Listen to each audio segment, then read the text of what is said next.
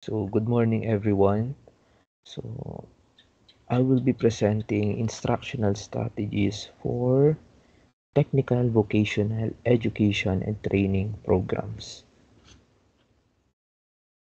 So, first, let's define muna what is TVET. TVET stands for Technical Vocational Education and Training, also known as Technical Vocational Livelihood here in the Philippines. So it provides practical skills and knowledge for specific trades or vocations, preparing individuals for the workforce. So TESDA stands for the Technical Education and Skills Development Authority. It is a Philippine government agency responsible for managing and supervising technical education and skills development. So it was established through the enactment of Republic Act number 7796, otherwise known as the Technical Education and Skills Development Act of 1994, which was signed into law by President Fidel V. Ramos on August 25, 1994. So the TESDA, the Technical Education and Skills Development Authority, proudly unveiled the National Technical Education and Skills Development Plan for the 2023 to 2028. It is a comprehensive roadmap. It is also designed to empower the Filipino workforce with the skills and knowledge necessary to thrive in the rapidly evolving global economy. So what we have here is the number of graduates for each industry. As you can see, the agriculture, forestry, and fishery has the biggest part on our graph. So it only means that alignment with national and local needs, no? So it only means that yung yung curriculum natin for the TVET programs is aligned with the national and local needs. So the agri-fishery sector is a key part of the Philippine economy, especially in the rural areas. TESDA's focus on this sector supports food security, employment, and rural development. Okay.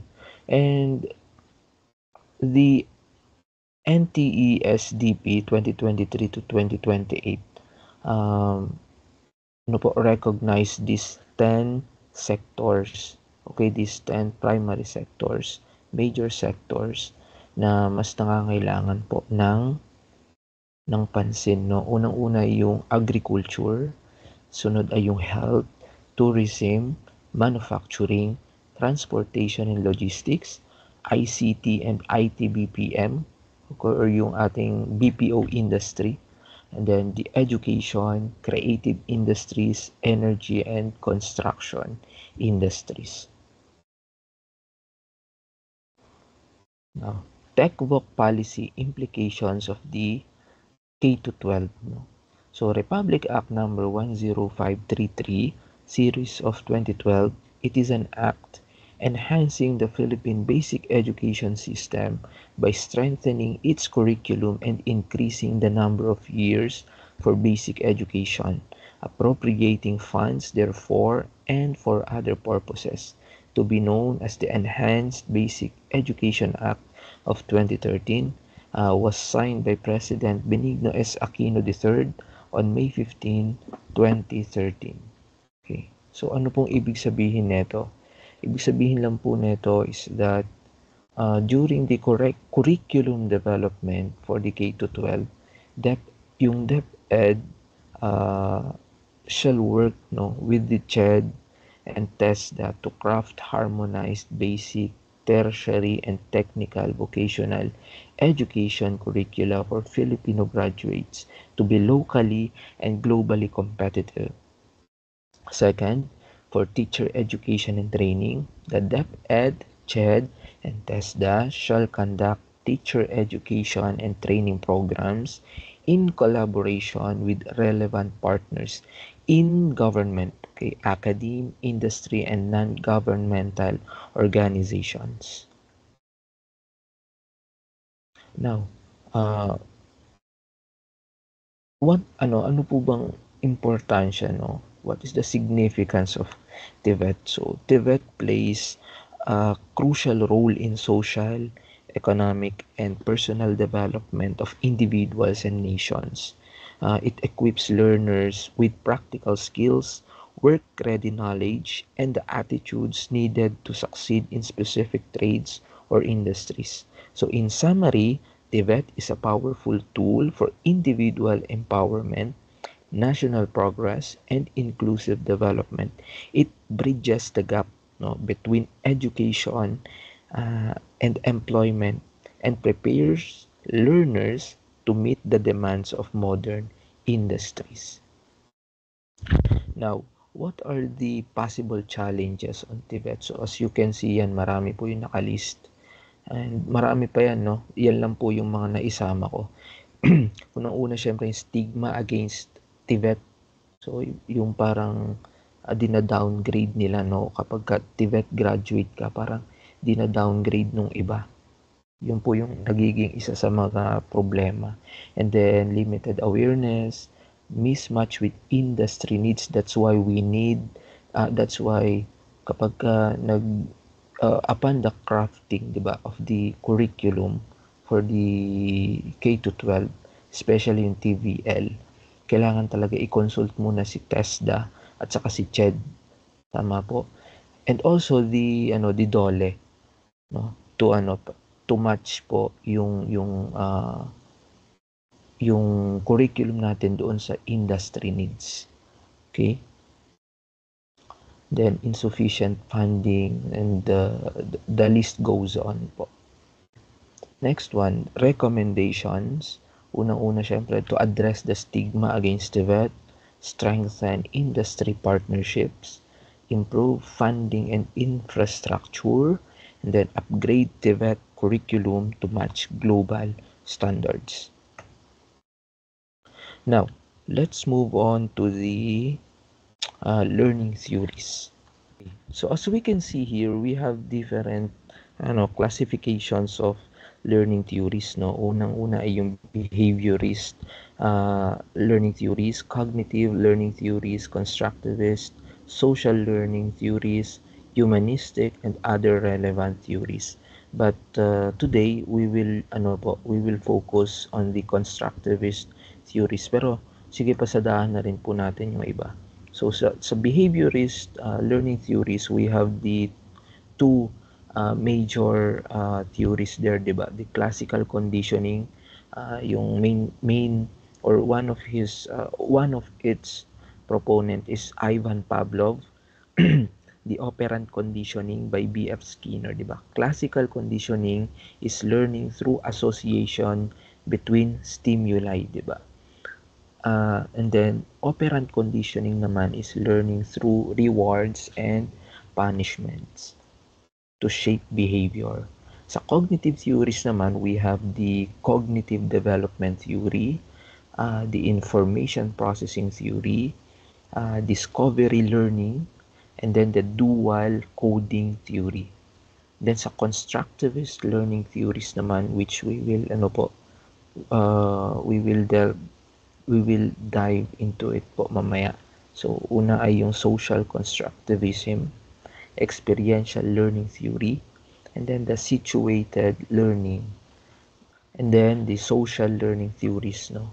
Then under niya is merong social learning theory, self-efficacy theory. Then under the humanistic theories naman is the humanistic learning theory, and then the andragogy. Okay. And marami pang iba, no, doon sa under the other relevant theories, such as the multiple intelligences, di ba, by Howard Gardner. Okay, the connectivism, then the transformative learning theory, and many more po. Okay, So let's move on with the constructivist learning theories. The constructivist learning theories or constructivist learning theories emphasize that learners actively construct their own knowledge and understanding based on experiences, diba? Rather than passively receiving information. So in this view, learning is a meaning-making process and it is deeply influenced by context, social interaction, and prior knowledge. Yan po yung tinatawag natin na constructivist learning theory. So under it, we have three main theories, di ba? Unang-una ay yung social constructivism by Lev Vygotsky. So it states that learning is a social process and learning theory that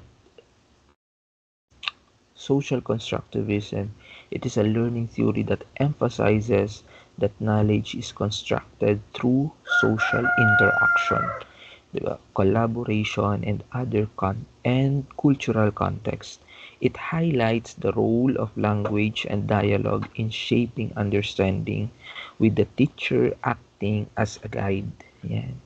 Second is the experiential learning theory by David Kolb. It is a learning model that emphasizes learning through direct experience, reflection, and active experimentation. So according to Kolb, learning daw is a continuous cycle involving four stages.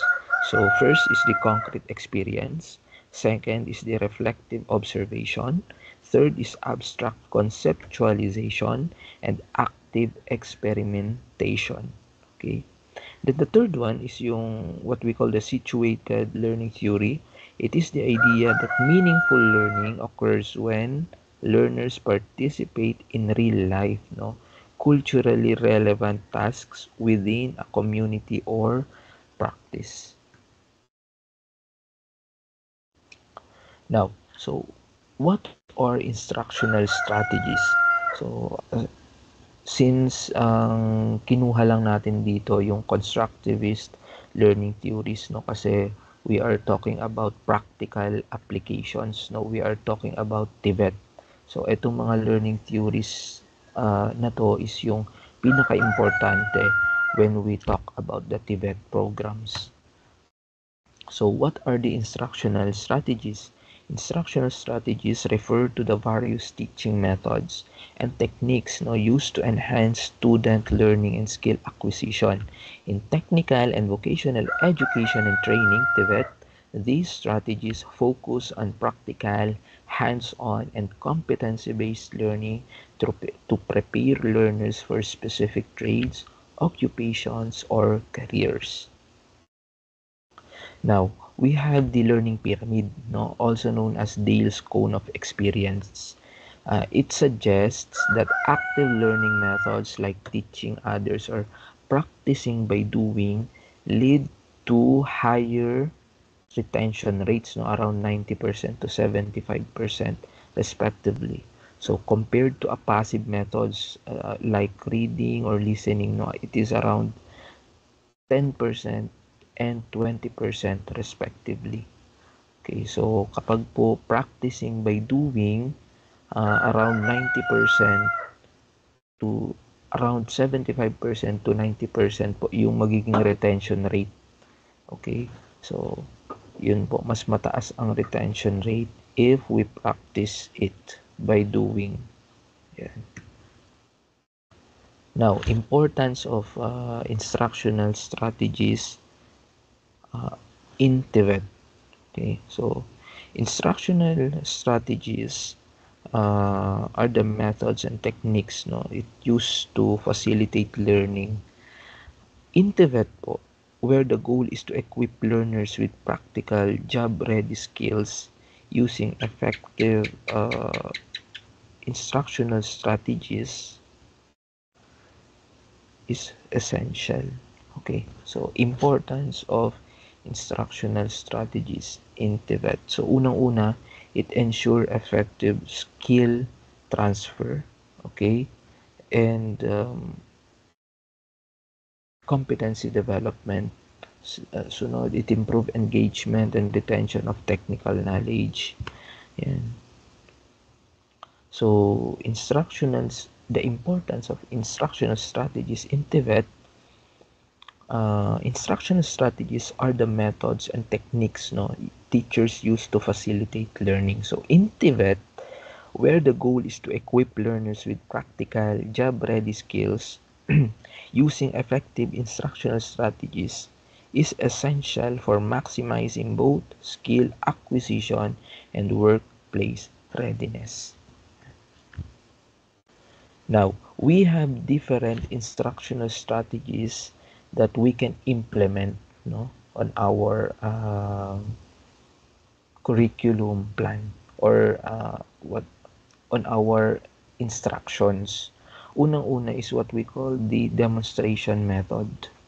Okay, so the demonstration method is a teaching technique where an instructor shows students how to perform a task or execute procedure, explaining each step in detail, often using visual aids and hands-on activities to enhance understanding and retention.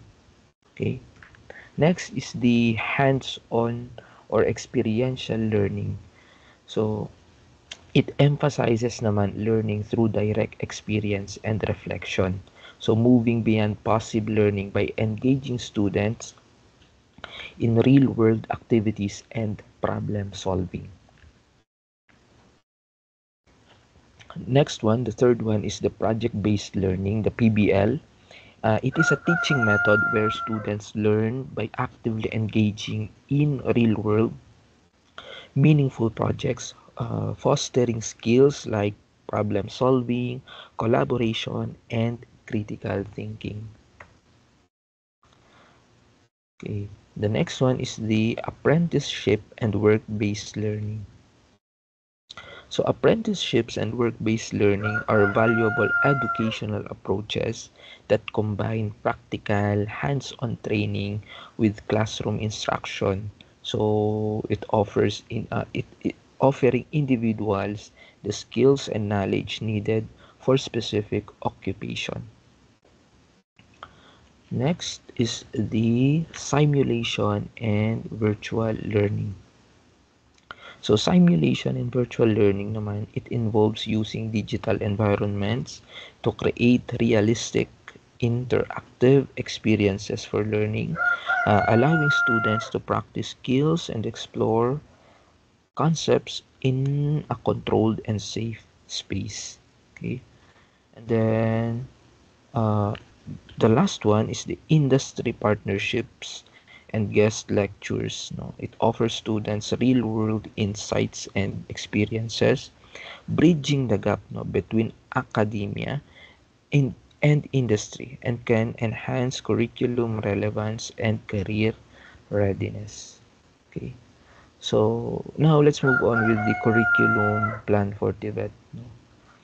Unang-una, so designing a curriculum plan for TVET or technical and vocational education and training requires strategic and competency-based approach that aligns with industry demands and equips learners with practical, job-ready skills. Okay. So, a strong TVET curriculum daw po, curriculum plan is, unang-una, it is outcome and competency-based. Pangalawa, it is industry-aligned. Pangatlo, technology integrated. The fourth one is the learner-centered and practical. And then the last one is the continuously assessed and improved. So, yun lang po. So, thank you po.